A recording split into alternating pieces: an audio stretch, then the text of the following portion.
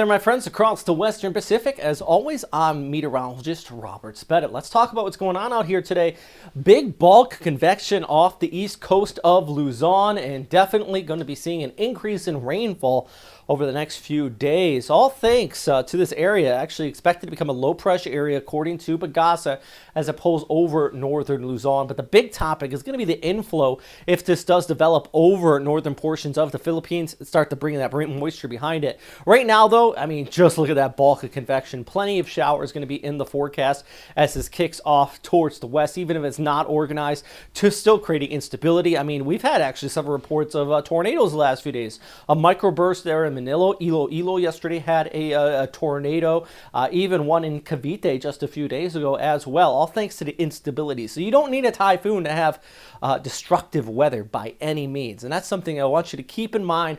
We're talking about this tropical system. We might not get signal force warnings, but plenty of rainfall and still some problems potentially with it for sure. All right, so let's talk about our forecast here as we go ahead through Sunday and into Monday, moving over Visayas and Luzon. Broad, low-level circulation with it. So not really a typhoon by any means, just this broad circulation.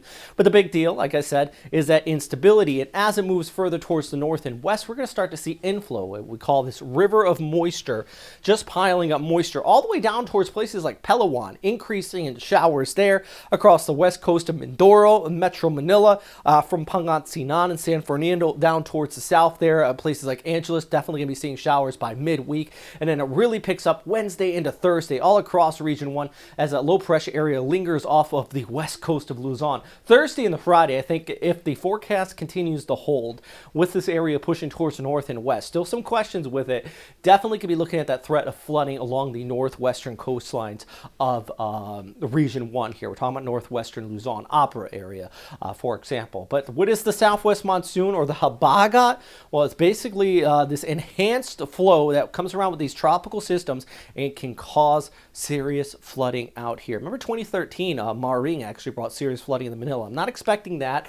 Just kind of some examples of what takes place here, and we have that inflow from these tropical systems that really piles up that moisture. And I mean, areas in red here by Tuesday, Wednesday, and Thursday, indicating well over 50 millimeters, but I think we could be seeing some locations about 1 to 200 millimeters, especially south of San Fernando, Pangasinan, parts of Region 1. So floodwaters, remember, they can rise fast. Also, they bring different types of diseases. In short, stay out of the water if you can, if you end up in one of these areas with flooding. Not to mention that threat of the landslides, some of those steeper elevations here, especially, like I said, on the west coast.